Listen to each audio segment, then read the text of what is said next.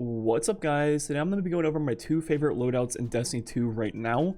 These are going to be weapon loadouts I pretty much use for everything in the game, from patrols to strikes to raids.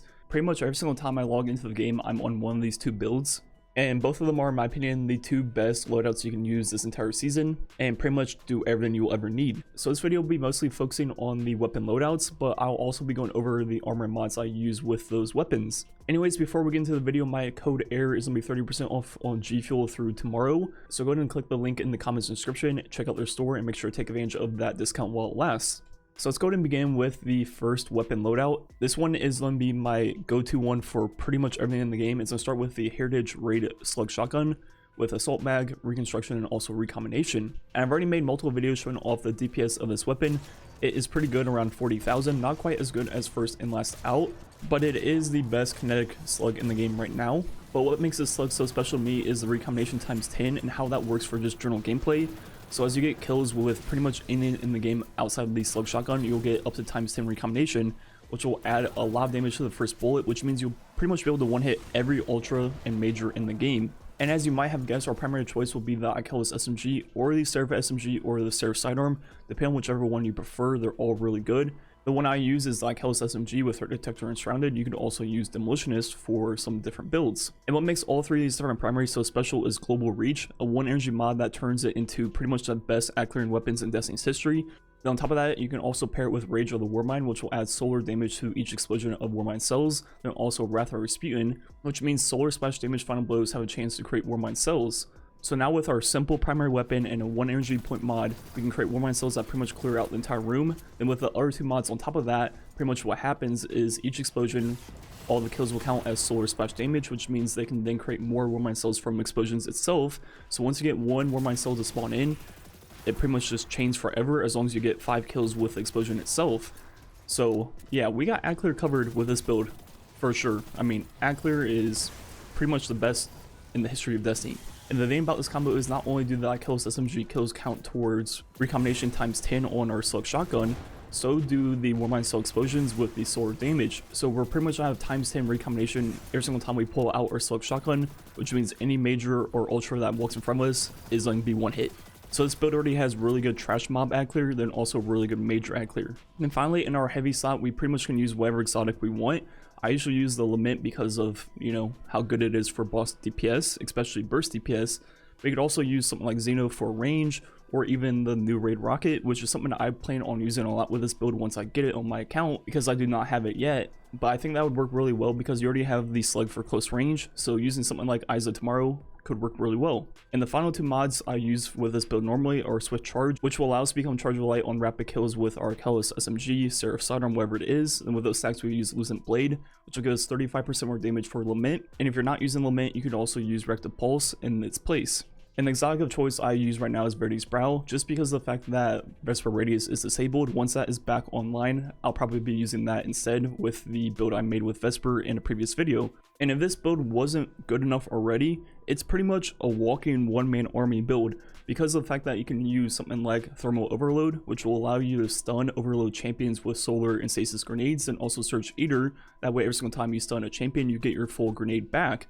And on top of that, we have Lament to take care of the champions themselves and also anti-barrier champions. Then since we're using the SMG, we can also use anti-barrier submachine gun on our arms from the artifact. Then if you're also doing something with unstoppable champions, you can also use this mod right here from the artifact, which means you have all 3 different types of champions covered just by yourself.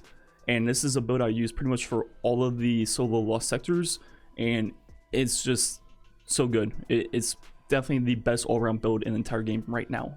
And the second build I find myself on all the time too is going to be more about abilities. This one uses the high albedo with Wellspring. I want Ambitious Assassin, but I have Killing Wind, which is the second best choice. You can also use the Friction Fire, which can come with Threat Detector and Rampage, or Wellspring in the right slot. And obviously for me, I'd prefer the Wellspring one. Then in our energy slot, we have the Deafening Whisper, which is the new Void Waveframe. That can come with Wellspring on it, so that's going to be really good for abilities. You can also use the Old Martyr's Retribution if you have it, which is going to be the same name but solar, and it can come with Demolitionist and also auto loading. Then on this build, we pretty much always want to be using the Lament, just because it's going to carry us really hard for boss DPS. Compared to the last build where we had a slug shotgun for close range stuff, this one we pretty much only have our power weapon. So the high albedo or the friction fire are both really good for ad clear. Then you have your choice of Waveframe GL, which is among like the best ad clear weapons in the game, especially group ad clear. They're both insanely good and among my favorite weapons in the entire game. But what makes this weapon loadout so good is the builds you can make with it. So with the Martyr's Retribution, you can make a pretty similar build with the Warmind Cell mods that we were using before in the first build, but instead use Blast Radius instead of Swift Charge and still have Lucent Blade. So pretty much the same loadout, and the same thing works where once you get Warmind Cell and you destroy it, the explosion can create more and more Warmind Cells, so the chain ad clear effect of this build is just as good as the first one. And then with the Deafening Whisper, you can do all kinds of really cool builds with your abilities. My favorite one is with Stasis and the way Ice Flare Bolts works. If you pair that with Verity's Brow, which we'll be proccing all the time because we're going to be using obviously the Waveframe GL, which is an energy weapon, then Blast Radius and 4 copies of Firepower, which will pretty much give us our entire grenade back whenever we throw it. What you can do is you can use Dusk-Filled Grenade, which will pull everything into one spot, which means your one Waveframe shot will kill everything, which will give you stacks of Charge of Light because of Blast Radius, and every single time you throw a grenade, you get roughly 60% of it back right away. Then when you get kills with Deafening Whisper itself, you'll proc Bowspring on all the kills, and pretty much get your full grenade back. If you let the enemies freeze in the Dusk-Filled Grenade, you also get the hidden perk on Ice Flare Bolts to work, which will give you even more grenade back. So pretty much you have infinite grenades that'll pull everything towards the middle, which makes it very easy to kill everything in one shot with the Deafening Whisper.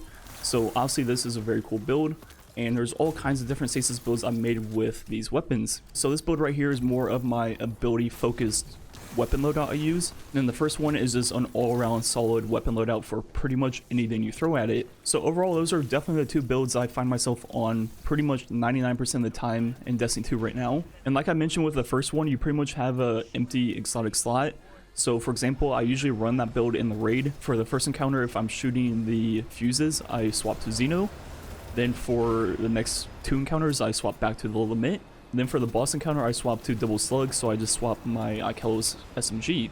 So obviously in the raid, I do make changes to the weapon loadout, but for pretty much everything outside of that, strikes, patrol, legendary lost sectors, empire hunts, whatever it is, I pretty much just stick to the first build for almost everything 24/7. And the good thing about that first build is all the weapons are farmable right now.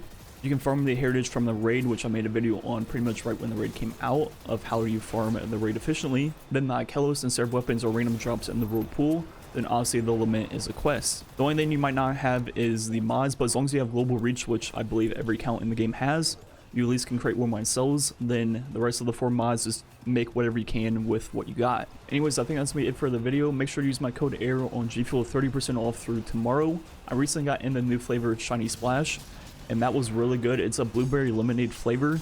If you like the blue candies, like the blueberry flavored candies, that is pretty much exactly what it tastes like. So I would definitely recommend it to people that like that type of stuff. Then I also got in the Cyber Punch, which is a remake of the Fruit Punch, which is one of my all-time favorite flavors. So obviously definitely recommend that. You can get both right now on their store for 30% off. Anyways, check the link in the comments description. Thanks for watching. Catch you guys next time.